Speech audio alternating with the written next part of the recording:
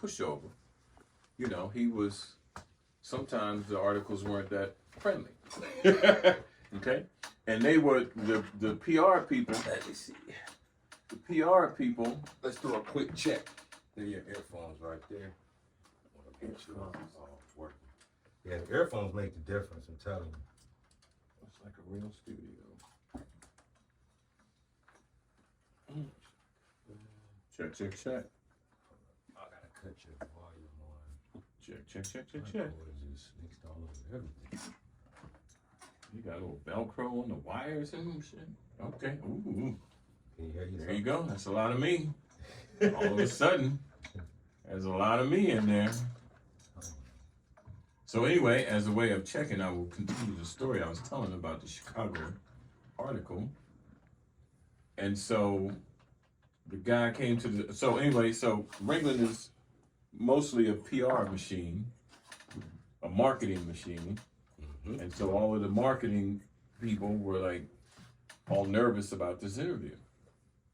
Long story short, the guy did 2 separate articles. One good and one bad? No, they were both good. It was off the chain. All right.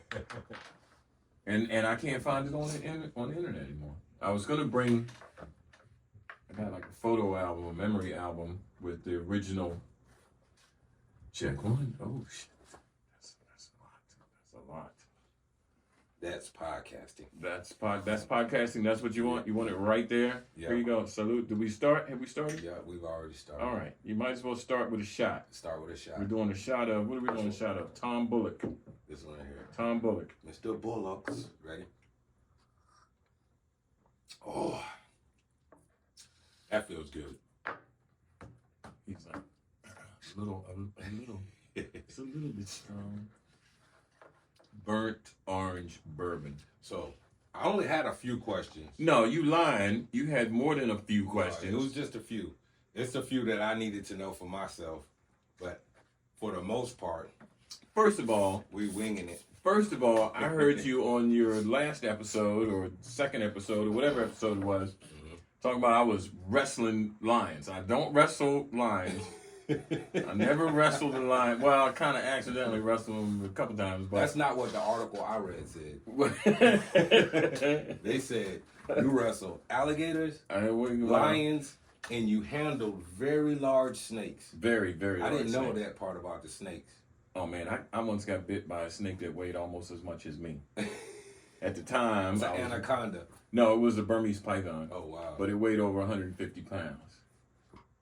And 150 pounds is the weight of a grown man. I weighed about 165 at the time, or 170 at the time. What was you doing with this snake? We were doing a commercial. We were shooting a commercial for Ringling Brothers. Okay. And anyway, that's a different story. How did it go? Oh, it went great. It was, the photo just before the snake bit me was so awesome. Hold on a minute. He's like, just before it bit me. Just before this it was bit the me. best part. Just before it bit me, that shot made the poster. Where did it bite you at? It caught you. Right So the snake's mouth is so big. Well, first of all, snake teeth. It's not a poisonous snake, so it doesn't have fangs. But it still hurts. Didn't hurt at all. So they don't have fangs to inject poison. They got these little teeth that are like slivers of glass, and they kind of point backwards. So when it bites, it kind of hooks in. It's like fish hooks, and that holds The more prey. you pull, the more it's. Oh yeah, once it bites you, it locks you in, and then it wraps its body around you and suffocates you. That's what it does to its prey. Did it wrap around you? No. Well, it was already wrapped around. So. The moment you know, you. Oh, I knew it was coming. No, I knew it was coming. Was he getting agitated on you? All right, and you was like, all right, so we're gonna start you with know, that like story. a dog starts moving, No, you like, no, oh, you about okay. to do All something right, stupid. so we're gonna start with that story. First of all, welcome to the podcast. I'm welcoming myself to the podcast. I didn't even introduce you correctly. That's fine. We just started. apologize. We don't need no stinking introductions. We just gonna go. Listen to the previous episode, and he said, I got a friend that wrestled lions. That's me. My name's Ted. This Here is we him. go. This is him. And I'm about 2 weeks too late because I was like, he's coming Friday. He's gonna be here, and I'm like, shit. I just lied to all these people and told them he's gonna. But that's all right. We here now. Cheers. What's the next thing we drinking? This is Mr. Gibson's. Mr. Gibson's. I call him Mr. Gibson. Is one of my customers that I special brew. Special brew. He makes this stuff. This is corn liquor. This is moonshine. This is it. This is it. Oh shit! It's got a little fruity taste to it.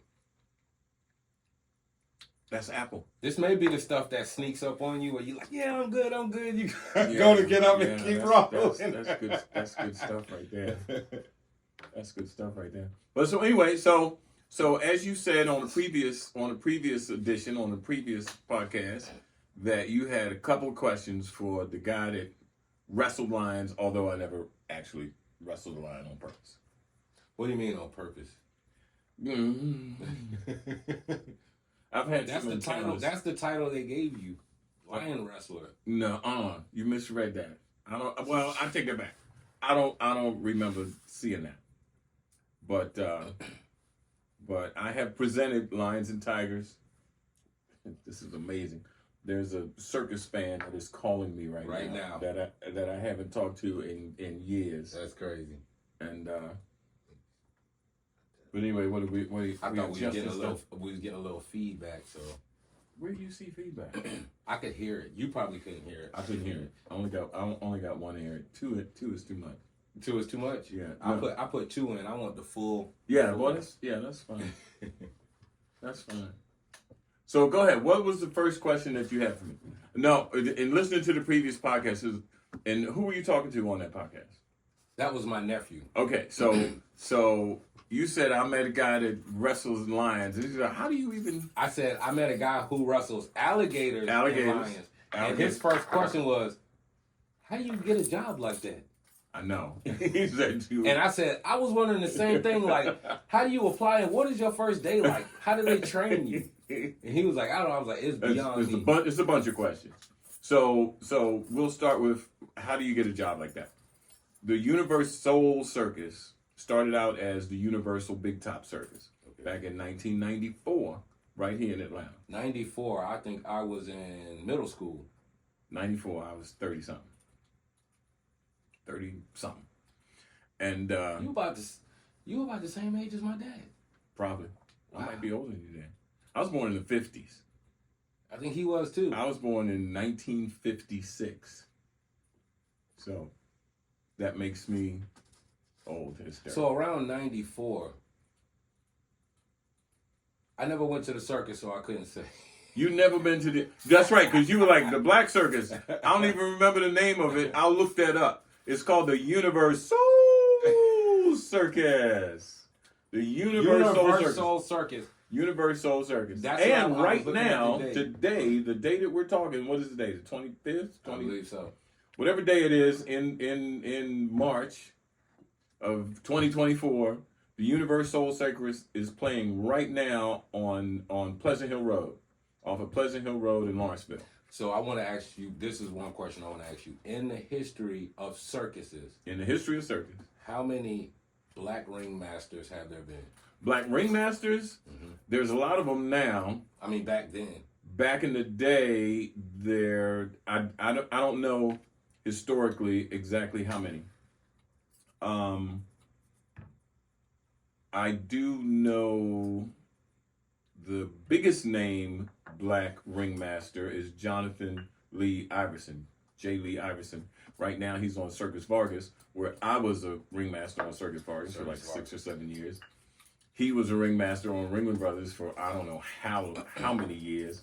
He is an awesome individual. Mm-hmm. You can he's on Instagram. I think his handle is The Last Ringmaster, because when Ringling closed, mm-hmm. he was the ringmaster when they shut down. What made them close? Marketing decision. Marketing decision. They were behind in the time, I guess. No. It was a family business, mm-hmm. and they're passing it down to the next generation, okay. And the next generation decided to do other stuff. But they brought it back. It just opened back up. I haven't seen the new show yet, but they quote unquote, don't have a ringmaster. Nobody, they're not doing ringmasters anymore. The new circuses aren't doing ringmasters anymore. What are they doing now? They're making pretend they don't have a ringmaster, but they kind of do. They're just calling them something else. Isn't that part of the show? Absolutely. Okay. So it's still there. It's just called something else. We have to market to the next generation. So I have to know this. Okay, go ahead. This is some information that I found earlier today. As I was doing a little last bit. You did some research. Okay. I want you to tell me about the snake you snuck into your house. Oh my. What? Hey, I snuck a lot of stuff in my house when I was young, but a snake. Where did you find that? It says, yeah. You hid it in one of your mom's vases. Oh my goodness! Oh my goodness! Where did you find that? You gotta tell me about this. How old were you? Oh my goodness. 14? 14 years old. 14, 15? Where'd you get the snake from, Ted? My girlfriend gave me. Where'd she get this snake from? My girl from the pet store. You can buy a snake at the pet store. So you gotta tell me, what was running through your mind when you was on your way home? Like, how am I gonna get this in there? No, I didn't worry about it at all. I was... What song is it? Don't you? It's Stevie Wonder. Don't you worry about a thing. I didn't worry. I didn't plan. I didn't think. I didn't scheme. It was little. Oh, okay. It was little, but it was a boa constrictor. Mm-hmm. So when she gave it to me, it was about that big around, about that long. Okay. But it grew. By the time I finally had to get rid of it, like 12 years later. It was like 12 feet long and weighed 60 or 70 pounds. When your mom first found that snake, she started screaming. My mom didn't like snakes. But before that, when I was even younger, like 9, 10, 11, we lived in Baltimore City. So you stayed in a lot of different places. Yeah, not that many. We lived in Baltimore City, and we lived in here, Ashburton and Lafayette, for anybody that's from Baltimore, Ashburton and Lafayette, off of Poplar Grove. And my cousin Ricky, who started the Soul Circus. Yeah. That's how I got into circus. He started a circus. Well, that's how we're kind of going around in a circle. We haven't started from the beginning. How Ricky started circus? All right, let me finish that one story first. Okay, go ahead. So we lived south of Poplar Grove. My cousin Ricky and Frankie and Marsha and Ellie and my cousins lived on the other side. And I would walk to their house. This was back in the day when kids could just walk the neighborhood. Yeah. And I would walk to their house, but instead of going the street, I would go through the woods. And when I would go through the woods, I'd, lift up logs and rocks and cross streams, and I had salamanders and turtles. And snakes, I'd find snakes and I'd put them down my shirt and I'd take them home and I'd put them in a little bowl, and my mother had fit. You weren't scared of them? No. Wow. And so my mother didn't like them from the beginning. So I knew when I got this boa constrictor, which was a real snake, what I call a real snake. Yeah. The snakes you find in the garden variety snakes, they ain't gonna hurt you. They ain't gonna bite you. They eat worms. But it's still a snake, and that's what freaks me out. Is a snake. That's what freaks out a lot of people. Yeah. Let's drink to that. Let's drink to snakes freaking out a lot of people. You got to be a brave person to deal with big snakes and reptiles. I never called it bravery. What you call it? I had respect for animals since I was very young, and so. To be around an animal that most people think is dangerous, especially as black folks. We don't like snakes. We don't like the water. We don't like bats. There's a whole bunch of stuff that we don't like. I don't know why that has become the stereotype, but there's a lot of stuff that we don't like. And I liked all of it. So people are like, well, you ain't really black. I wonder if maybe it's you had a special connection with these animals and they could sense it, because some people can do stuff like that. Other people, the animal, I guess, can sense the fear and they lash out. Correct. Fear is a thing that some animals can detect. They can smell it. Dogs can smell it. What makes them, after they sense the fear, what makes them attack? Even if you're not threatening them, I'm just curious. I don't know scientifically what exactly that is, but from my experience, if you're doing wrong, and you're around an animal, animals don't really do wrong. Yeah. A dog doesn't do wrong. He may eat something that you think is wrong. He may scratch up the couch, but he just does what a dog does. All the animals do what they do. Snakes do what they do. They don't do anything wrong. And if you're doing wrong, there's some kind of vibe that I don't quite understand it, but they know right away. And I've had people, I've gone into people's houses who have dogs, and you have dogs. I haven't seen your dogs yet, but I've gone into people's houses who have dogs, and they're like, my dog's in the other room, doesn't really like people, so I'm going to put him over here. Yeah. And as soon as he walks by the dog, I'm like, come here. And next thing you know, the dog's up here. And they're like, he's never done that with anybody, right? But you know, it's weird. It's the same with people. It's the same with people.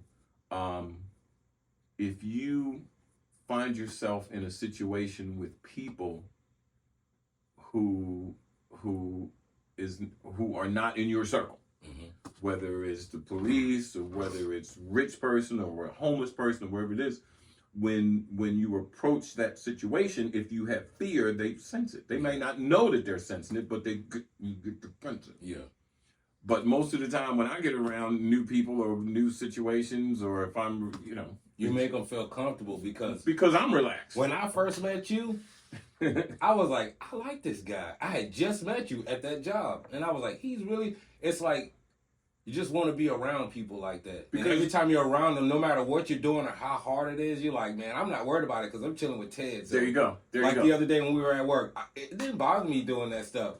Right. Because like just being able to talk to you. Being able to relax. I didn't realize I was working. It was just, this is easy. Yeah. And it's not like that with everybody. Some people you'll be around and you'll be because like, people are tense. Draining. Because people are tense and because they're afraid or they're worried. Is that what it is? Yes. It's some sort of worry. It is some sort of feeling when you should just relax and not have a feeling. Just let it be. I wonder it's how old Beatles song. Just let it be. How is it that someone else's like energy can affect you like that without you even knowing it? Because like I was saying, when we were at work, I was just in such a good mood. Even though we were working hard, I was in a good mood because I was around you. I was able to talk to you. Right, because you kept me laughing. So I was like, this is nothing. I could do this all day. Right. But I've worked with people where as soon as you start, you're like, I cannot wait till the end of the day gets here because this shit Correct. And it is rare. It's rare when you get that. It's rare when you get that, but it's all a part of being relaxed. And if we go back to the questions about the circus that you said you wanted to ask me, when I first started in the circus, we got to back up. We're going to talk about my cousin Ricky. Back to Ricky. We're going to back up to I want to know how Ricky even got that type of sauce. Well, like, I'm about to start a circus. And they're like, you want to do what? I'm about to start a circus. And he did it. That's because with all of the things that he's done, he never wanted to put his, it wasn't Ricky's circus. It was everybody. It was just the circus. Okay. But he had the vision though. Yeah. If you go to a history of hip hop and rap, started in New York, people talking over music in streets in New York, and then you had a couple of groups that started doing whatever. The very first national rap hip hop tour was called the New York City Fresh Festival. Okay. And you can Google it. It was the first time that rappers toured the country, a national rap tour. Wow. That was Ricky's show. What? Yes. That was his show. He put that together? He put that together himself. He produced it, put it together.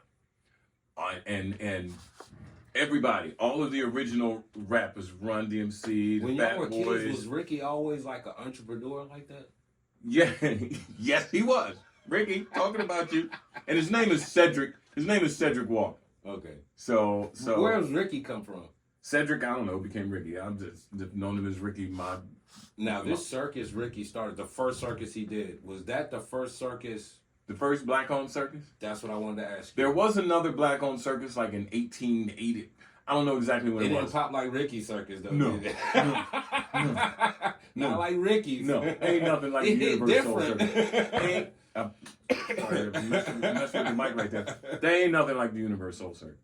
I'm And telling you. you had a chance to watch this come and happen. I was there when it started. Wow. I was in the cage with the lions and tigers when it started in 1994. So it seems like you and Ricky are cut from a different fabric than regular. Well, you know, what's regular? What's regular? I'm telling you what, regular is the person who says, okay, I'm going to go to school. I'm going to graduate school. I'm going to go to college. I'm going to get a job like either my mom or my dad, and I'm going to work for the rest of my life. Absolutely. And I'm going to wait on my pension and retire. Absolutely. But Absolutely. Ricky was the type of person that says, I don't have time for all of that. I'm finna start a circus. It ain't even really about the money. It's just about I want to do something different. Oh, the circus was like the next mainstream. thing after years and years of doing stuff. No matter what job you have from here on out, nothing will compare to what you did at the circus. That is like, nobody can say, oh, I used to work in the circus. I was a ringmaster. They'll be like, what? Most people don't believe it. When people look at my thumb, they're like, what happened to your thumb? Well, first of all, people don't notice. Mm-hmm. At first, they don't. Yeah, and then I'm, like 1.5 thumbs up or whatever. When I noticed it, you know what I thought about? When I was little, I was raised in Mobile, Alabama, down south.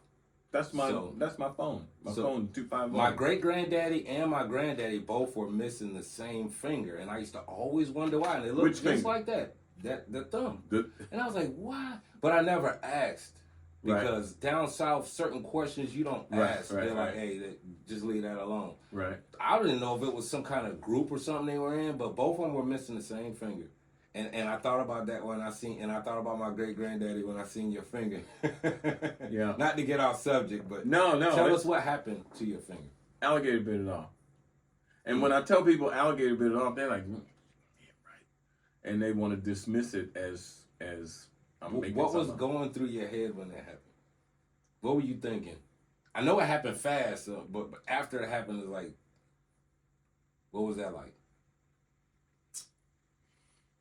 Okay, so this is a long story. Okay, I got a whole bunch of long stories. Okay, I just want to let you know we're gonna have time to get into. I just want to let you know that this is gonna be a long. It's gonna be when you get me started telling circus stories. A it's series like, of episodes. Come on. We're gonna have to spin off a podcast. It's like, don't get me started on circus stories. Was that on your first day of work? What? When that happened, was that your first day or like? No, this was years into my circus. What happened? Were you not paying attention to what you was doing, or? Okay, so we want to talk about how the thumb got bit off. Okay, so this is a Ringling story. This is not a Universal Circus story. Mm-hmm. And then the poster that I brought is from a different circus. This is from the Cole Brothers Circus. So how many circuses have you been in? I don't know, 6 or 7 or 8. Do they hear about you and then reach out to you and ask you? Well, the circus is kind of a small world. Okay. And so the people in the circus know everybody knows everybody. Everybody knows everybody. And we're going to go back to Cedric Walker. He is in the Circus Ring of Fame in Sarasota. Wow. Sarasota is like the mecca of circus. Mm-hmm. And they do this thing where they induct people that have really, this is like the Hall of Fame. And they call it the Ring of Fame, and it's in Sarasota, Florida. And he was inducted like a couple years ago. Mm. He's a big deal. He organized that first circus all by himself? Yeah. How do you do something like that when you've never done it before? He's done it before. What do you mean? There had to be a first time when he did it. Well, he was in show business all his adult life, right out of high school. Okay. He got in the show. Somebody had to show him this is how you put a circus together. No. He figured it out all on his own. Yeah. That's determination. I want to call him up. Right now to say, I'm talking about you. I'm talking about you on a podcast, Ricky. It's funny you say that because I might just do that. We got to figure out how to do call-ins. I did. I called my daughter from this when I first got it. I called her. I put the Bluetooth. I hooked my phone to the Bluetooth. And I'm not hearing you in my headphones, by the way. You're not hearing me? No. No. Can you hear me now? Oh yeah, there you go. Oh, the whole time you The haven't whole heard? time. Are you serious? Why didn't you say something? Well, because I thought I wasn't supposed to. So pull your Bluetooth up and see if your Bluetooth. My Bluetooth.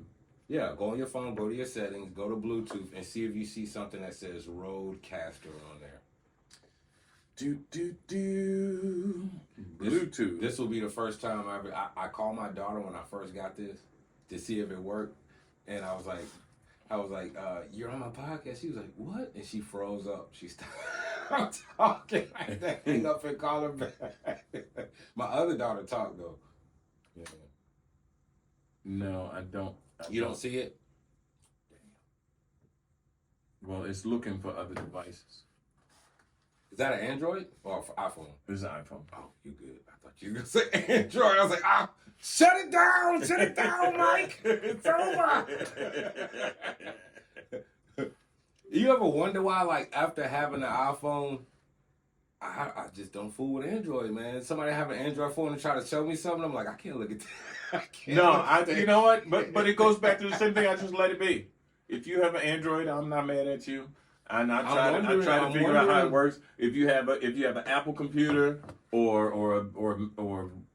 whatever. I'm sorry, but Ted, look, after using, and I'm not trying to advertise for Apple, but after using their products, right, and then you try to go back to a regular PC, it's like, absolutely, I can't do. I have a regular PC laptop in there. The only thing I use that for is making the shirts and designing stuff. I gotta get shirts, by the way. I don't get online to look stuff up or do anything dealing with trying to create something. You do all of that on your Apple. All of that is on my Mac. Because it's all in what you get used to. I'm comfortable with it. Right. It's all in what you get used to and what you're comfortable with. But I'm wondering, have I somehow been secretly indoctrinated into the Apple cult? Because absolutely. Whatever we do, whatever cereal we buy, we have been secretly inducted into the cult. Have you ever met somebody and you're real cool with them? Then when you find out they have an Android, you just look at them a little different? No. I have. It doesn't bother me. I'm guilty. I'm you Android lover. I can't take you serious. No. I don't even send you texts or anything. No. I don't let that bother me. It doesn't bother me if you're a redneck. It doesn't bother me if you're rich or poor. None of those things bother me either. But if I find out you have an Android phone, I kind of look at you a little different. I'm sorry. It just happens. It's like, I love you, but it's like, I love you, but I don't know, man. Like, we are still drinking. I thought you weren't a drinker. You're over there pouring. Back in my day, I will put them down, but here lately, I'm dealing with so many different things. Where what are we drinking? This is Bullets. This is Bullets. This is a black company, by the way. Are you gonna be good driving home? I live 3 minutes from here. I can walk home. First of all, I live 3 minutes from here. I can walk home. Mm-hmm. Second of all, the speed limit between your house and my house, I don't think goes over 30 miles an hour. So it's it gets close to 45 when you get down to that. Yeah, right. Let me tell you something. Second of all, I am a professional. Did I not show up with 3 bottles in my bag? Come on now. Hey, come on now. I don't want to get on the subject, but my daughter, like, I had a moment this afternoon. Hold on. What we doing? Okay. So every now and then, if I'm home around 4, I will pick my youngest daughter up from middle school around the corner. How young? She's 13. Okay. All right. Good Lord, 13. I know, right? But it's like every time I get close to her school, I start cringing because the parents picking their kids up, I call them CGIs. You know what a CGI is? No. A computer-generated entity. I'm gonna tell you why. CGI, yeah. Some of the stuff they do be so stupid when you're pulling to get your kid. I'm just sitting there like, are you serious? Are you serious? Yeah, it's like soccer moms. Soccer moms are on the different. I'm at a different stress level when I pick her up, and she'll be real quiet. She's kind of looking at me out of the corner of her eye like he's about to blow a gasket. And I'm hitting the horn. You know, I got that train horn on my truck. No, I have not heard your horn. You got a train horn on your truck. I laid it on this lady. You got a. And you know, I got a really big truck. I know you. So every time I do it, when I'm looking at the people through their back window, when I hit it, they're like, they get mad as hell. That's messed up. So what I also wanted to ask you about is your children in the circus. How did that work? How did it work with you being in the circus? They were in there with you, right? Well, this is the thing that a lot of people don't understand about the circus. Circus has been around for a long time, and circus is family. If you take off, if you go to work February and you don't come home from work until November, wow, you don't leave your family at home. You take them with you. Take them with you. And you did. So it's a generational thing. The circuses that I've been on, most of them, it's a family affair. It's a community. Okay. It's a community of people. It's a community of families.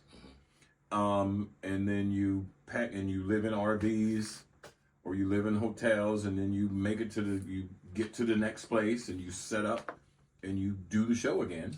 And then you tear down and you move to the next place and you do the show again. So you're always moving. And you're always working. Circus people work really hard. You got to put the tent up. You know why I believe you? Down. Because when we were at work the other day, you were nonstop the entire time. You didn't sit back and rest not one time. And I'm like, yeah. No. And I'm almost 70 years old. So, and the work, now I'm looking and I'm like, no, I tell them, he's like, I got it. He's like, look, you're like, well, you can't get on the roof. I'm like, oh, fuck you, yes, I can. Well, the way I was raised was, if it's someone older than you and you're younger than them, you're not supposed to let them do anything hard. That's how my father raised me. Absolutely. Except if it's something heavy, it's like, no, I got it. Except when there's two people and the thing that needs to be done takes three people. Even then. But we only got two. So the two of us got to somehow each come up with another half person and get the shit done. Even then, like, I'm looking to make sure you don't get hurt. I don't want to get hurt. This didn't hurt. You're like the Dos Equis man. The most interesting man on the planet. Man, don't get me started on circus stories. I'm telling you, we're going to have a spinoff. So that's what I wanted to ask you was, how were you able to find a woman that was willing to do everything that you had to do? When I started the circus, I had already been married for 10 years. So you just came home and said, "Hey, babe, we're finna go to the circus." No. Okay, so this is how I got in the circus. At the time, I was living in Baltimore. I had a wife and 3 children, 3 boys: Adrian, Jordan, Dorian, and no girls. No girls. Okay. And so I worked at Sherwin-Williams Paint. Everybody's heard of Sherwin-Williams Paint. I know a lot about Sherwin-Williams. I had a contracting company. Yeah. So I had to go in there a lot. I worked I was a forklift driver. I was working on the night shift on the forklift. There's a night shift for Sherwin-Williams? There's 24 hours. The warehouse was 24 hours. The distribution warehouse. Yeah, and this was in Baltimore. The only Sherwin-Williams I had ever been to were the ones where you go just the little stores where you go in and buy paint. Set up. Yeah, no, I worked in the warehouse. I went in there one day and went fucking ham. Them dudes was like, "Who is this dude?" I'm like, "I want that. I want that. I want that. I want that." Does this work good? Let me get it. If it doesn't, yeah. They're used to that stuff. So I was working for Sherwin-Williams Paint, driving forklift on the afternoon shift. I worked 3 to 11 because 3 p.m. to 11 p.m. Yes, and because my oldest son at the time, Adrian, was in school and I was between jobs, and so I took. What do you mean between? Well, I worked for Ryder Truck Rental for 11 years, and then I left there, and then I was between jobs looking for something else. Mm-hmm. And while I was looking for something else, I took this job at Sherwin-Williams Paint. Okay. And I was driving a forklift. Like Bob Marley said, working on the night shift on the forklift. And so this was before cell phones, okay? And my wife called. I'm on break. I would call home, check in with the wife. And the wife says, Ricky called and said it's important. He needs to talk to you. And I said, I can't imagine why Ricky has something important that he needs to talk to me about. When was the last time you had talked to Ricky when he called? Oh, I talked to him all the time because we knew that he was putting a circus together. So you already knew he was about to do it? Yeah, the family knew that he was putting a circus together. and it was going to start. This was October 1994, and we knew the circus was about to open like next month. This was like the end of September, and we knew the circus opened in the beginning of November in Atlanta. His circus was about to open. Yeah. Okay. It was already planned out. Yeah, and the family all knew. We were all excited. This is his next venture. But did you know you were going to be in it? Wait a minute. Okay, I'm sorry. And so, we're all planning to go to Atlanta and see his show when it opens because, Ricky's doing his next thing. He's doing a lot of other stuff. We need to get Ricky on this podcast. Business is business. No, you don't know. You don't know who this man is. He's a businessman. You don't know who this man is. And so, she said Ricky called and said it was important. So okay, and so like I said before cell phones, so I went to the management at Sherwin-Williams. I'm like, I got to make a call, whatever, and I called Ricky, and he said, listen, I can't imitate it, but he said, Ted, my circus is starting next month, and the guy I had training to do the Lion and Tiger Act. I had a guy training to do the Lion and Tiger Act. Well, the woman that was training him to do the Lion and Tiger Act said, he ain't gonna work out. Why she say that?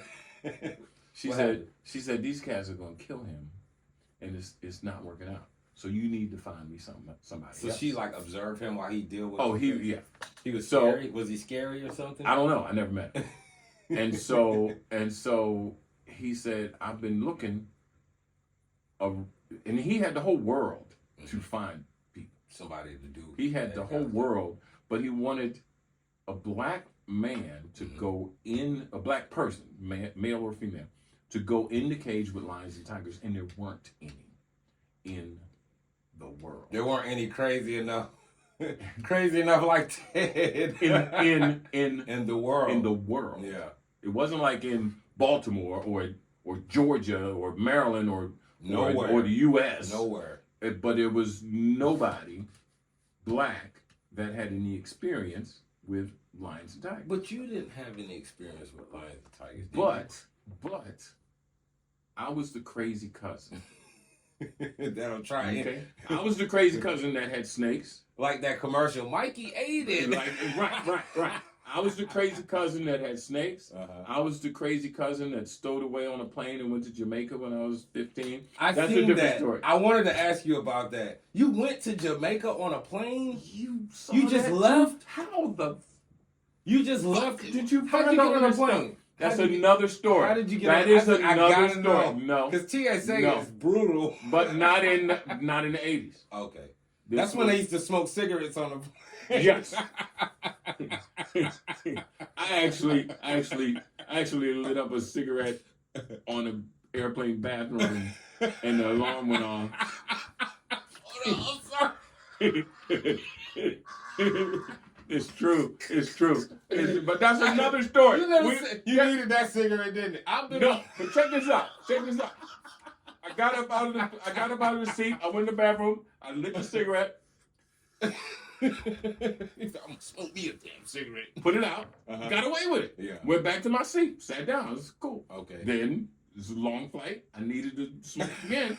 I went again, but then I should have lit a new cigarette. Instead, I was trying to light the butt of the one I put out. Yeah. And it had a little bit extra smoke, and I lit it.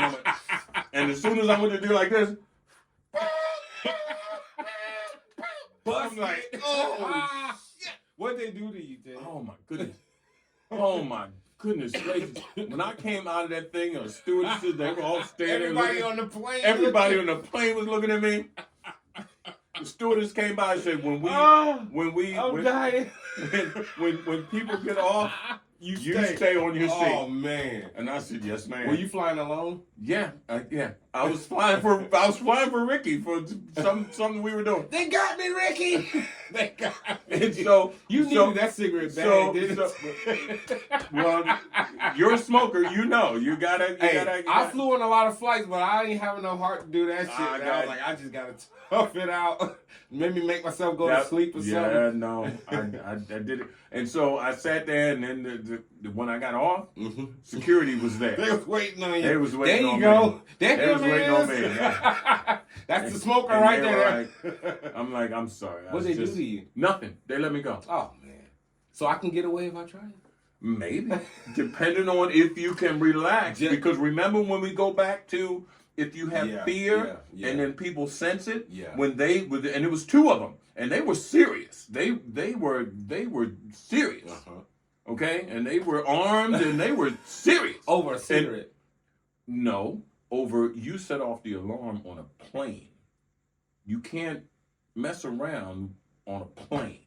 I understand. But okay? It's one thing they didn't know, Ted. They didn't know who they was messing with.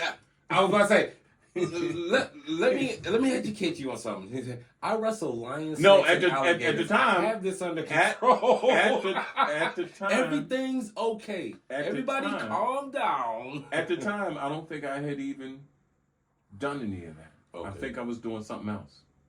But when they confronted me, I was relaxed. I was like, "Hey, I nicotine. I'm sorry. I'm you sorry. Got me. Yeah, you know. You got me. And when I did it, I was like, and so it was like, okay. And then I walked away. Damn. Yeah. I wouldn't have luck like that. Well, I would not have luck. Look, but what were we talking about before? Let me tell you about my luck. I don't want to get off the subject. Let me tell you about my luck with airports. We came back from Jamaica, right? Okay, Jamaica. You got to come. Did you see the Bob Marley documentary? The Bob Marley movie. You know what? I want to watch it so bad. I don't want to watch it until I can sit down and watch the whole thing without being interrupted. Just watch it. Let me tell you what happened. We came back from Jamaica, right? Okay. So, you go through the little thing and it's like, come here. Mm-hmm. So I'm like, damn, I already knew what it was. What was it? And my wife did. She kind of knew, but she was like, what's going on? Yeah, well, did you have weed? No, listen. Did you have weed? Let me tell you the story. When I get in there where the lady is, she was like, you know why you in here, right? I was like, yeah. She was like, okay. Why were you in there? I don't know. You got to tell me. Something that happened back in 2002. Okay, so they pulled up your in record. In Mobile, Alabama. They pulled up your record. Because I had that happen going into Canada. I don't know how that was so long ago, but she was like, you know why you in here, right? And I'm like, no.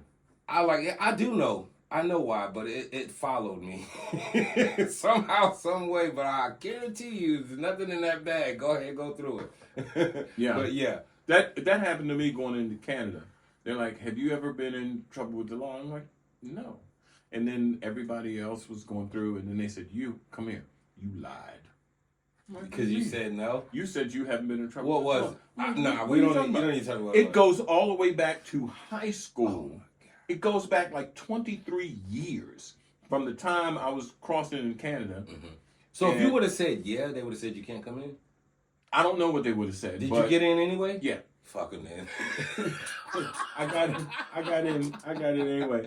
But it was such a minor thing, and it was so long ago. I'm like, well, the truth is, I didn't remember that.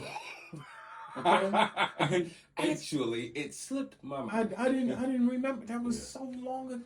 That was 23 years ago. How old were you when this happened? When I tried to cross into Canada? Yeah. Oh shit! I was bored. You say tried like you didn't succeed. No, I did. Okay. Every time Canada don't mess around. When we talk about our border, whatever we talk about immigrant, Canada don't mess around. Did they know who you were? I wasn't nobody. I was just a guy. Oh, back then you wasn't. I was just somebody coming in to do the circus, and they didn't know. You should have told them, I will wrestle every lion and snake you got in this one. Do you know who I am? They were like, my bad, didn't know. No. That ain't the way you it better Google me. Wow. You got to tell me about your first day at work with the lions. Because I also seen that you got bit by one. Oh, shit, I've been bit. On the neck. It's a little tiny scar. It's right there. It's a little tiny scar. Was that your first day? That was my first day. That was my first day. I knew you was like, I'm about to get fired. No. I didn't worry. Not for a second. A lion. It was a tiger that bit me. A tiger. So I'm going to tell you this, Ted. I went to the zoo. As a matter of fact, In this picture, it was that lion. It was that tiger. I went to the zoo before. Okay. I've seen a lot of tigers and lions and stuff on TV, Mm-hmm. but in real person, I'm looking at this thing like, there's no way in the world you could fight that off if it was to jump on you. Something that big, it's like 500 pounds. Correct. And this is a wild animal we're talking about. Is that you? Is that you? That is me, and that's not Photoshop. How old were you then? I don't know. That was ring. Okay, well, let's do the math. When you was in school, they called you Pretty Boy Ted. Pretty Ricky stole my girl. It was Ted. That is like that's my a nice picture. That is like my favorite picture of me. Wow. That is awesome. Here, let's see if they can see that. Turn it around. Wait a minute, here you go. No, you know what I'm gonna do? I'm gonna get that picture. I'm gonna get that picture and I'm gonna put it up. Well, take care of post editing. There it is. There it is, right there. So was that the alligator you always worked with? This was the one I stuck my head in his mouth. No, that is not true. This was a smaller gator. Mm-hmm. This was one that we could handle for the photo shoot because we were shooting the calendar. This is the Ringler Brothers calendar. Oh. From 2004. So alligators, snakes, and lions. Lions, tigers, elephants. I had an elephant throw me. I had an elephant throw me at somebody. With his trunk? Threw me at somebody. In the air. Threw me. I'm looking for something to throw, but I'm not throwing none of my Don't throw the shot glass. I'm not throwing none of my shot glasses, you people. Why did it do that? Because there was a photographer in the front row with a camera, video camera, big camera. Okay. And the elephants was doing this thing, and I was playing Daniel in the Lion's Den. Okay. I'm sorry, wrong. I was playing Hannibal crossing the Alps with the elephants, and it was a voiceover, and it was really dramatic. It was really awesome. Mm-hmm. This is another Ricky thing. He put that together. Yeah. Ricky's a genius. Yeah. He's a marketing genius too. He is awesome. I'm gonna call him and tell him I'm talking about him. He's gonna like, but yeah, you talked about Ringling too, Ted. So I don't. Well, he don't like Ringling. They're our arch enemies. Yeah. Don't promote them. Yeah. But so you go round and around the ring, and this person with the camera kept sticking the camera into the ring as the elephant went around. And it spooked him, huh? Didn't spook her. It pissed her off. She was looking around like, what are you looking at? She was looking around like, hey, I'm working here. Somebody tell him that I'm working here and he needs to stay out of my place. So they're territorial. And nobody noticed. So what was the guy stepping in like No, he was in the front row and he would just lean over. You okay. picture a circle and people sitting outside as the she's circle. Coming around, the elephant he would lean in and get her coming, and then when she got near, he would back up. She threw you at him, and she would look around like, somebody tell this fool to stop this. She's like, hey. But since she couldn't speak English, yeah, she had to use action. Since she couldn't speak English, nobody picked up on it. Mm-hmm. And so she went around again, and then the last trick was the three elephants line up in the back and stand up. And I'm on the forehead of the first one. Mm-hmm. And I'm way up there. And then they stand up and then they go down and run to the front and sit me on the ring curb in the front. And I go, ta-da. And so I'm way up here. Okay? I'm way up here. And then we start going down to the front. And all of a sudden, we start going up to the side. That's what I said. She was aiming at him. I don't know. There he go, right there. I didn't know. Got something for you, Mr. Cameraman. At the time, I did not know Yeah. any of that. Okay. All I knew was, this is not the way it's supposed to be. And so we start going, instead of going down to the front, We go down, down, down, and then up to the side. I went, oh my goodness. She was and angry. I'm on her forehead. And how elephants kill tigers and how elephants fight, since they're so heavy, they will smash you with their forehead. They will just do a headstand on you. I didn't know and that's it. And it's over. So I'm thinking she's about to smash me. Oh. And I'm scared to death. And so I'm holding on because I'm sitting on her, basically her eyes are here. I'm sitting on her trunk, like right on her forehead. Yeah. And I'm thinking, I'm about to die. Like, I don't want to die from this. And so I'm holding on, and she's trying to throw me, and I'm holding on. And finally, I can't hold on anymore. And I'm flying through the air. Now, you got to remember, I'm playing Hannibal crossing the Alps. So I have on a loincloth. I have on this red cape and some... You flying through the air. An elephant throws me, and I'm flying through the air. Okay? Now I'm flying through the air, and I land in the seat that the cameraman was standing in front of. Perfect aim. Perfect aim. But, of course, he saw me coming, so he stepped aside. I land on the chair. The chair is plastic, the chairs, whatever. Yeah. And so the chair exploded, and I hit the ground. This is what people tell me. I hit the ground and then I gathered myself, and I'm in the run position.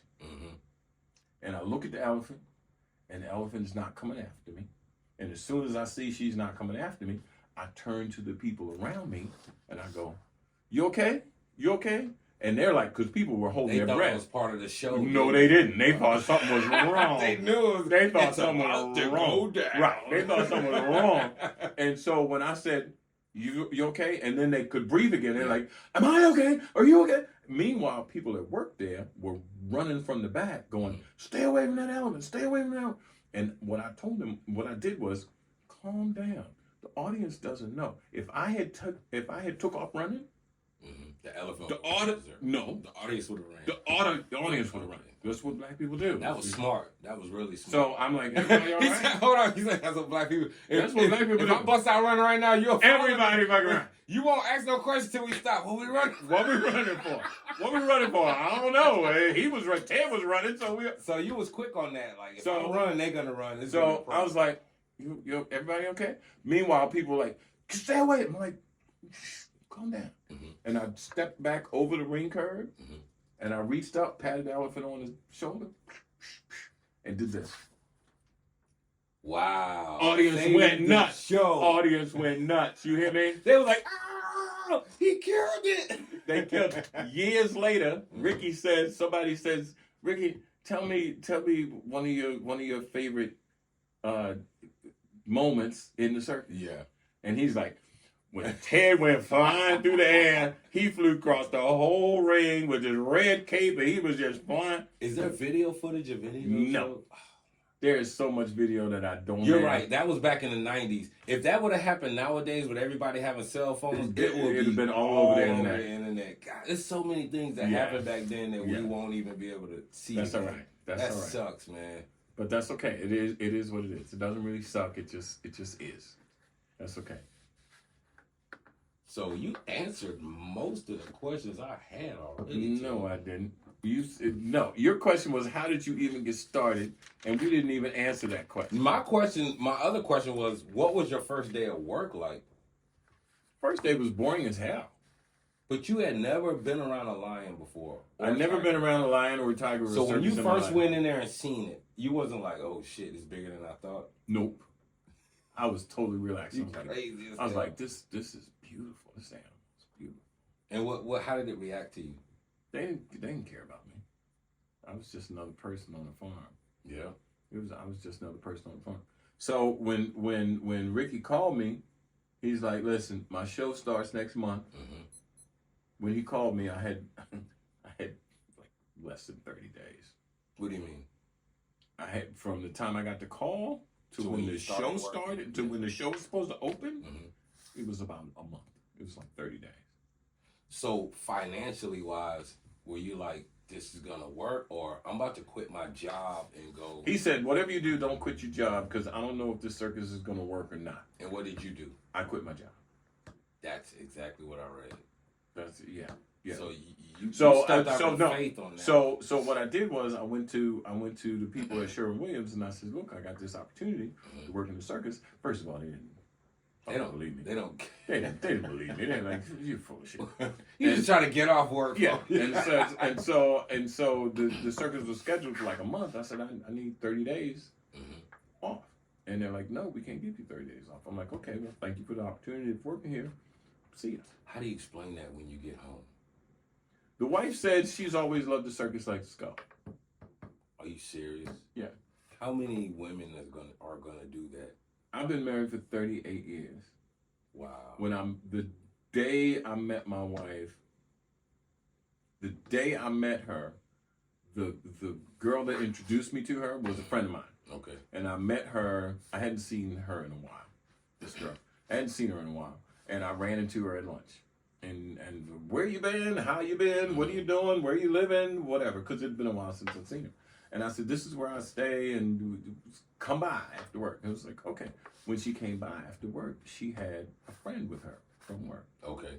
And her and her friend, I was rooming with a guy, and so the four of us were there and we were talking. But then I had a date. I was going out. You had a date? Yeah. So she just came to see you, but you had No, she did not come to see me. My friend that I'd seen at lunch said she was going to come by. Okay. And she brought a friend with her. So her friend didn't come to see me. She was just giving her friend a ride home. Gotcha. And so, we talked for a while, whatever. And then I left. And I left them there with my roommate. And then I left.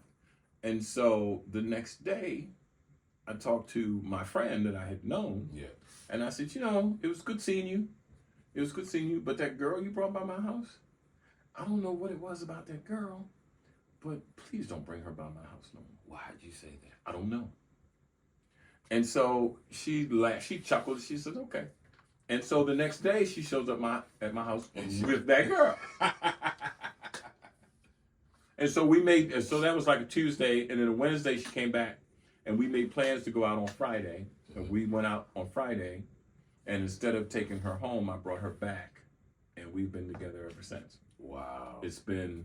We've been married 38 years. It'll be 39 this December. And we've been together ever since. It's like 40 years. That is amazing. Y'all have been together almost as long as I've been living. Absolutely. And you don't find that too much nowadays. But what impressed me the most was you left your job to go chase a venture with your cousin, and she was willing to follow you and believe in you to do that. So that means she knew that if your mind was set on it, it was going to happen. No, so she, like I said, I was working at this job, Sherwin-Williams. I called her to check in because this was before cell phone. And she said, Ricky called, said it's an emergency, he needs to talk to you. Yeah. So I called him and he said, I need you possibly to do this Lion Tiger act. Yeah. I'm like, okay. So when I got home, I said, Ricky wants me to help him out and do this circus gig. And she said, I've always loved the circus. Let's go. She supported you. And we took 3 children and a cat. Did we have a dog too? We took 3 children and a cat. How the kids like it? I know they loved it. They were circus kids. I heard about your one son. Dorian? That's his name, the trapeze right? guy, yeah. Okay, so TZ told me this guy bounds across the roof with 2 panels. People probably don't know how much a solar panel weighs. Yeah. But to carry 2 of them on a roof, yeah, you got to be strong. Yeah, well, yeah. And when he told me that, I was like, yeah, this dude got to be the real deal. If he's because I used to carry 2 panels up the ladder, but I wouldn't go across the roof with 2 of them. Yeah, Dorian is awesome. That has to make you proud. We have to take a break. We're going to have to take a commercial break. All right, commercial break. Let's take a break. Because I got to pee. So the thing about this place is there is no bathroom, but you just go around the side. I'm going to go pee outside the door because I got to pee like right now. Welcome back. We're back on, but the Welcome audio back to Good Talk Atlanta. Here we go. Where was we at? Oh, we were talking about what were we talking about? how your wife was able to support you with what you were doing with the circus, because it's not every day you'll find somebody who will support you for something so crazy as with the whole family. We're gonna load up and we're going to the circus. Right. Most people will be like, I don't know what you talking about, but you tripping. Well, I mean, it may sound crazy, but you got to remember when she met me, I had 2 giant snakes. Oh yeah. Black people in the city don't have 2 giant snakes. I had a boa constrictor that was like 10, 11, 12 feet long, and I had a Burmese python that was like 14 feet long. You were keeping this in the house? They were just pets in my apartment. Wow. They were just over there, and I would take them out. I would take them out in front of the apartment building that I lived in. Yeah. And I'd get these rabbits. A regular Rabbits. rabbit, yeah. Yeah. And I'd take the cage and I'd take the rabbit, and all the little kids in the neighborhood would gather around, and I would take the rabbit, drop it in the cage, and the kids would lose their minds watching the snake eat a giant rabbit. Do you know what would happen if you tried that nowadays? They would have you on the news. Oh, I made the news. I made the news more than once. Absolutely. Absolutely, I made the news more than once. So, you know, it wasn't that unusual for, you know, my boys, you know, because you have a group that you hang out with. Mm-hmm. So my boys from my high school, when I ended up in the circus doing lions and tigers, none of them were surprised. They pretty much they knew were like, you were going to do. You know what? Crazy. Ted's crazy enough. That's if anybody did anything like that, it had to be Ted. Absolutely. Don't worry about a thing, because every little thing is gonna be all right. That's funny. When we went to Jamaica, I was very disappointed. What? How could you be disappointed? Because we went to Jamaica to a resort. Which was the name of it? Hotel Ziva. Okay, I don't know about it. But they wouldn't let you out. I walked to the gate. I walked to the gate like I was trying to go out there like, whoa, wait, slow down. It's probably because it wasn't safe. That's what they were saying, but... It's probably because it wasn't safe. But it's funny because when we went to catch our flight out, we couldn't get our flight. It felt like we was in a twilight zone. It took us 2 days to get out of there, but we had to go get a hotel, not in a resort, in Jamaica. Mm-hmm. That was the real Jamaica. It was cool, but I was just like... real Jamaica. When we were there, the real Jamaica. Yeah, it didn't feel like Jamaica because we're in a resort. Like, this shit is a controlled environment. Mm-hmm. All the food tastes the same at every little restaurant y'all got in this resort. And everybody's extra nice and all that shit. Mm-hmm. I'm going to tell you, when we went to go to that hotel, me and my wife got out of that taxi, and she seen the security guard in the check cashing place with an M16. She was like, what the fuck? I'm like, calm down. It's all good. That's because the real Jamaica, you need somebody with an M16. Exactly. But in my lifetime, I've been in so many environments that were like that. It didn't bother me, but for her, she wasn't used to it. So I had to kind of... So when you talk about what did your wife think when you did something that crazy? She had already heard the story that when I was 15, I stowed away on a plane and I went to Jamaica. So everybody knew about that? You heard what Ted did? Yeah. That's what it was? Yeah. How old were you? I was 15. 15 years old? Yeah, I didn't have a driver's license yet. I got my driver's license like the week I was 16. So what'd you do? You just said, I'm going to the airport. And I'm going No, this is another long story. But I didn't plan to stow away on a plane. I was running away from home, and I'm like, I was a kid. I was 15. My girlfriend was mad at me, so I didn't care. I was gonna walk into oblivion. This was my thought pattern. At 15, it makes a whole bunch of sense. If you've never been young and in love, okay? Did she break up with you? We just had an argument, and I was just, whatever. I was 15, so nothing worked. Hormones were out of whack. And so I decided I was going to run away, and I just started walking, and I was going to walk into oblivion. And so I started walking at like 2 o'clock in the morning. 2 in the morning? Yeah. I left my friend's house. I was staying with a friend, and I left my friend's house, and I started walking. And I'm walking around the Baltimore. I was on the highway, walking the highway. And I was just walking, like all night. As the sun came up, I'm still walking. It said airport, BWI, Baltimore Washington International. It said airport. I was like, I'm going to the airport. I wasn't thinking about getting on the plane. It was just somewhere to go. I've been walking for 4 hours, 5 hours. And so I'm in the airport and I'm walking around the airport. And somebody from school, junior high school, somebody from school was on the other side of a glass wall and he saw me and was banging on the wall. He's like, Ted.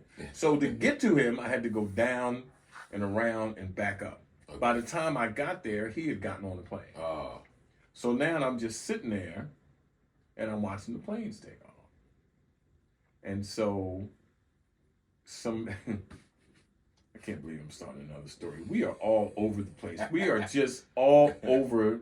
It's all right, though. It's all right. We're just all over the place. And we're going to cut this story. But I did ask you how that happened. You did. And so I'm sitting here watching the planes take off. I'm just a 15-year-old running away from home.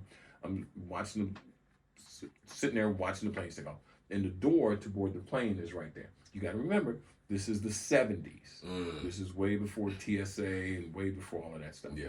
And so when you go down the gangplank, the gangway to the plane, there's a little waiting room. But once the plane takes off, there's nobody in that waiting room. So I'm sitting in that waiting room by myself. They pulled another plane up. They pulled the plane up. So there's a plane now at that door. Yeah. And it's empty. And there were 3 people that came up. 2 guys in suits, 2 black guys in suits. And another guy that you could see, he worked for the airport, pushing, one of the guys was in a wheelchair. And this was even before Americans with Disability, the ADA, Americans with Disabilities Act.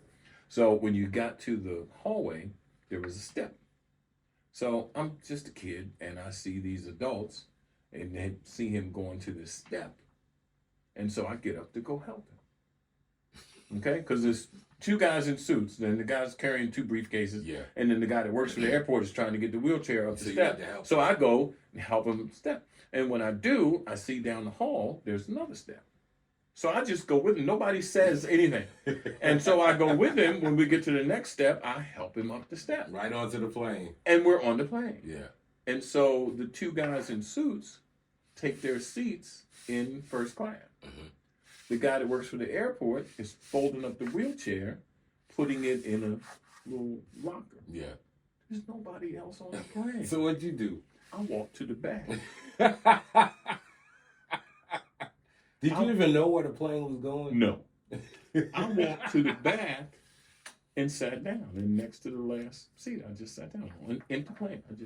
They didn't really check tickets back then, did they? Yeah, they checked tickets, but there was nobody on the plane to check tickets. Okay. They pulled this plane up, and it was empty, and these guys were VIPs, and they were early. They got escorted to the plane. And we'll save the rest of that story for another episode. But you went to Jamaica. I didn't know where the plane was going. And remember, I was just going to run away. And so when I got on the plane, I'm like, I'll end up in Cleveland. You thought you was going to still be in the U.S.? I didn't know. I think I could make that I'm walk 15. back. I'm 15. I figured out hitchhike home, whatever, Oklahoma, whatever. I was just a kid. But you went to a whole nother country. And so I'm sitting there in the seat, and there's nobody on the plane. So I'm just sitting there making pretend I'm asleep because I figured somebody's going to come on the plane. And say something. And so next thing you know, I look up, and people are getting on the plane. But nobody's asking you anything. Nobody asked me anything because I'm already on the plane. And anyway, we will save the rest of that story for another episode. But it was an adventure. And this was Jamaica. This was Jamaica in the 70s. So that means Bob Marley was around. Bob Marley was around. Rastafari was around. Now you see a lot of black people with dreads. In the 70s, you didn't see nobody in America with dreads. Not in America. You didn't see anybody in Baltimore, which is all I knew at the time. You didn't see anybody in Baltimore with dreads. And I get off the plane, and people got dreads. What'd you think? I didn't know what to think. I thought that I was in a heap of trouble, is what I thought. But I made it back, How? You start away It's again? a long Help somebody story. else. It's a long story. Were your parents mad? Not even. I didn't get it. They were very understanding. No, they didn't. They didn't really love me.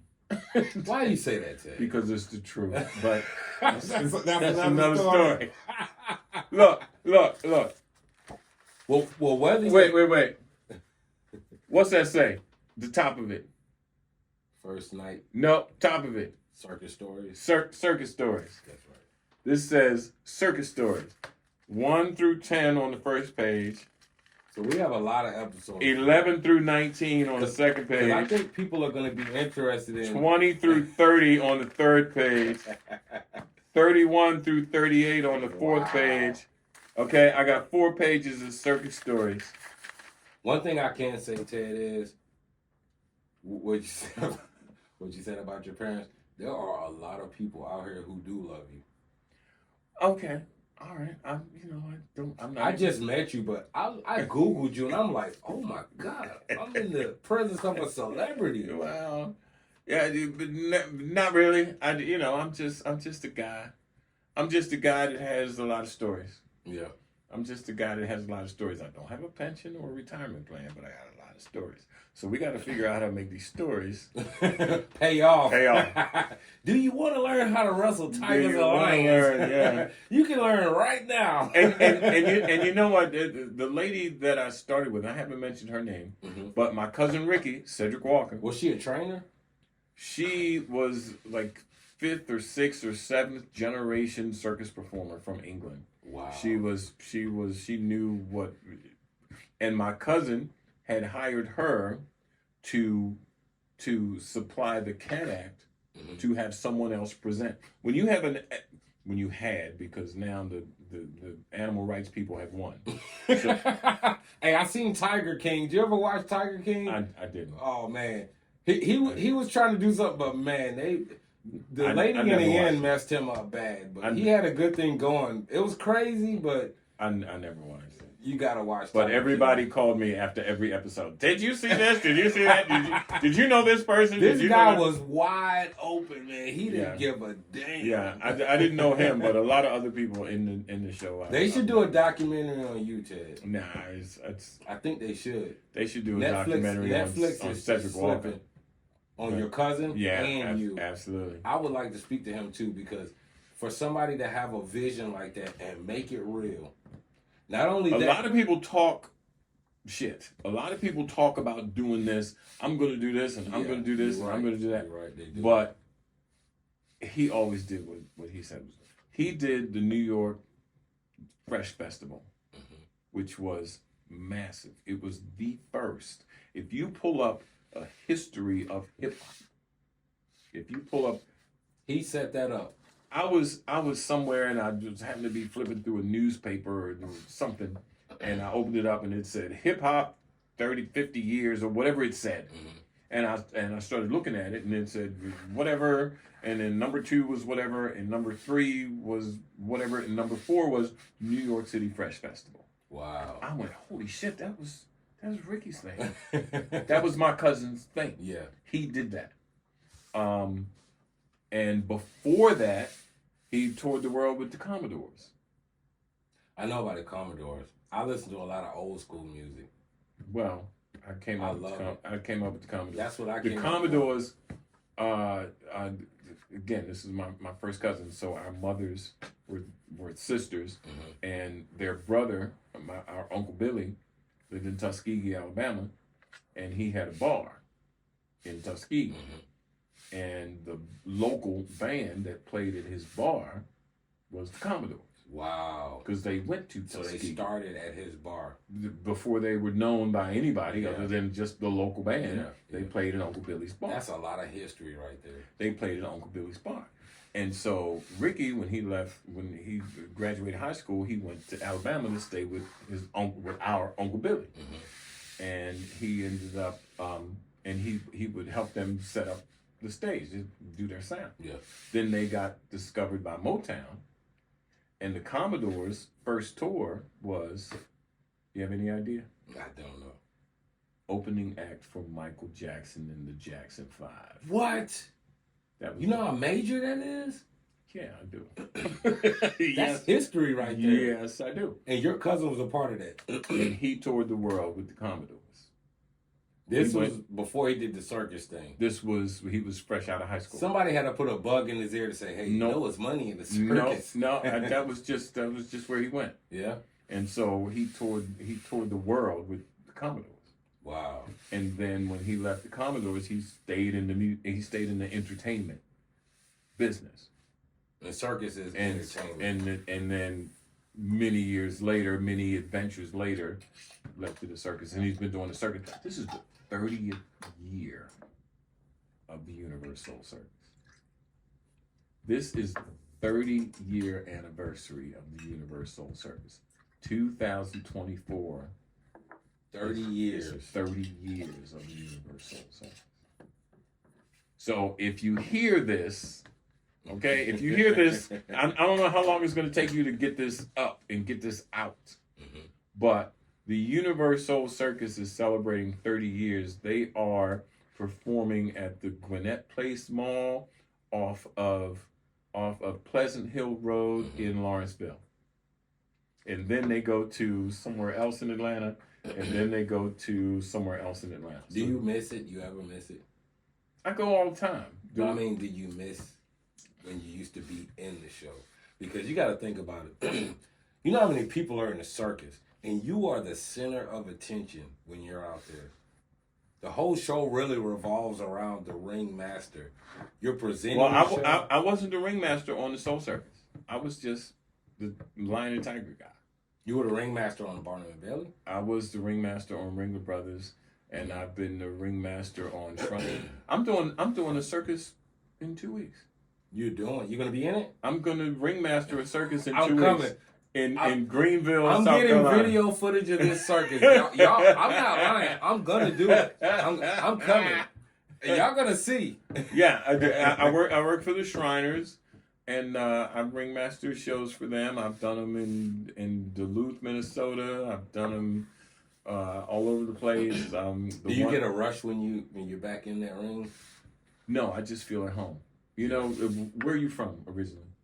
Originally, I was raised in Richmond, Virginia. Richmond, Virginia. Mm-hmm. So when you go back to Richmond, you still got family there?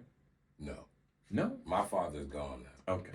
So I have friends there. I have high school friends there. So it's like home. It's still, yeah. So exactly, it's home. exactly. So when you go home, you just feel like you're home. Exactly. So when I go to Greenville and I ringmaster the circus, I just feel like I'm home. Even when you get around the animals, it's like... Well, there's no animals anymore. The PETA people... So what's in the circus then? Oh, there's all kinds of stuff in the circus. It's different acts, but There's no animals? clowns and jugglers and acrobats. Did you hear that, Peter? You done messed it up now. No, you just changed it. You didn't ruin it, you just changed it. And so... The animals is what makes the circus. No. You don't think so? No. Because... And I was an animal presenter. Mm-hmm. But what happens is everything evolves. You're right. Everything evolves. And so there was so much protest against animals being in the circus that there are no more animals in the circus. Every once in a while, there might be an animal act that creeps through. I was on a circus in California that had a dog act, and they put the dog act out. There were places that we would play. There were places that we would play that wouldn't even let the performing dogs perform. They wouldn't even let them be in the back line. So I'm wondering, at what place and time do animals have more protection than people? Oh, that's been... At what time did we start putting animals before ourselves? Because you would be crucified quicker hurting an animal than a human being. And I don't think it's supposed to be that way. I mean, I love animals too, but it's like when you start putting animals before actual people, like you're misdirected somewhere in there. I love animals, and I don't believe in abusing animals, but at the same time, like you have to put people above animals. Absolutely. But because if you go back to Genesis, when God said create the water and let the water bring forth animals of the water. Mhm. Create the land, let the land bring forth animals of the land. But when it came to man, he said, let us create him in our image. Right. So we're already above animals. How are you going to put animal safety and rights above a human Right. being? Well, you know what? We went off somewhere we weren't supposed to go. I might get canceled for that. But No, it's the truth. No, we're not going to get canceled for that because they won. So you can always talk about the winners because there are almost no more animals in the circus. Okay. So they've won. And that's another episode that we can talk about where did those animals go? Because Exactly. if they can't work, the owners of those animals can't afford to keep them alive. And if those animals are domesticated, they can't go back to the wild. They're not domesticated, but they cannot go back to the wild. They can't go back to the wild. Yeah, you got to figure India is where the tigers are from. Mm-hmm. And India just hit 1 billion people. You can't have 1 billion people. 1 billion with the big B. Yeah. You can't have 1 billion people and tigers. So where are the Hold on a tigers minute. gonna go? How many people are in the entire world? My math is off. So that means most of the population is in India? No. Let's Google it. Let's Google world population. We are all over the place. Next time we come in here, and we're going to do this every Tuesday. We should. We're going to do this every Tuesday, definitely people. Should. Every time we come and do an episode, I'm going to have it set up a little better. World population. What do you think the world population is? 20 billion. 8.1 billion people. That's it? That's it? That's too many. How is that too many? This is how it's too many. This is how it's too many. You have a place the size of India that used to have most of the tigers on the planet, and then there's 1 billion people there. So the tigers have no place to go. You can't have tigers and people. You can't. Here in Atlanta, Georgia, we have deer and we have people. Yeah. And we run over deer with our cars, and you see a lot of dead deer on the side of the road. But deer don't eat people. Exactly. Okay? So imagine if the dead deer on the side of the road were dead tigers that eat people. You can't have tigers and people. I just think that when the Creator created everything, He made enough space for everything. But you look at how much space is not being used in this entire. No, but you can't use all the space. You can't. Okay, so we're totally getting off topic now. But you can't use all of the space for people because where do the deer and the tigers and the elephants and the bears and the wolves and the coyotes and the possums? Where do they go? As we begin to develop more and more land. They're gone. We killed them. They're gone. So you can't say, well, there's plenty of room. We need to make more houses. No, we need to slow down. You're absolutely right. We need to slow down. So the way, if you talk about creation, you talk about in the beginning, if you had a herd of buffalo, they only got so big. The herd only got so big because eventually it ran out of grass. Yeah. And so you can't support the herd anymore.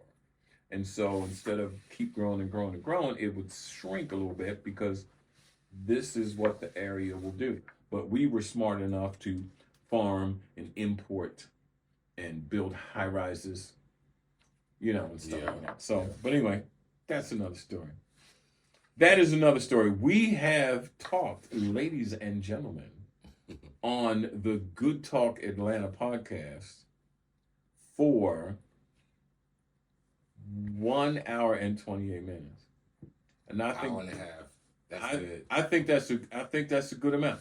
I think that every next Tuesday, we're gonna come back and we're gonna be a little more scripted, not scripted, but we're gonna talk about certain subjects and get those subjects in versus jumping all around like we did. Yeah. We jumped all around.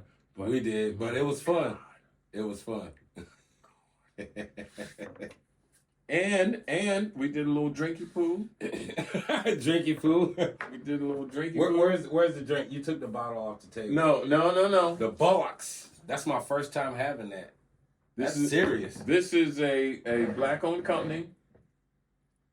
There you go. We're not sponsored by them, but we're not sponsored by them yet. We're not sponsored by anybody yet, but we're working on it. We're working on it. Well, I tell you what, Ted, this has been one of the most interesting conversations I've had in a very long time. And you make me proud. You make me proud for this fact right here, is that you were a black ringmaster. There's so much history in the story you just gave me because you ventured off into an area where most of our people wouldn't dare go. That is correct. And when I first got in the circus, they're like, well, did you dream about being in the circus? I'm like, no, because when I went to the circus as a kid, I didn't see anybody that looked like me. Exactly. And now you can go to the circus and see people that look like you. What if you paved the way for those people?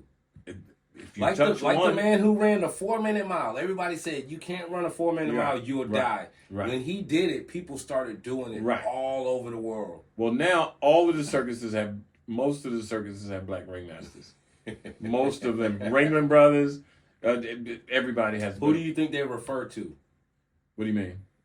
When they say it's possible. Whoever's out there. Whoever's out there. You don't even need to know their name. You just need to see them. Kids need to go. When I typed your name in, so much stuff came up on Google. I was overwhelmed. Not only that, I'm going to be honest.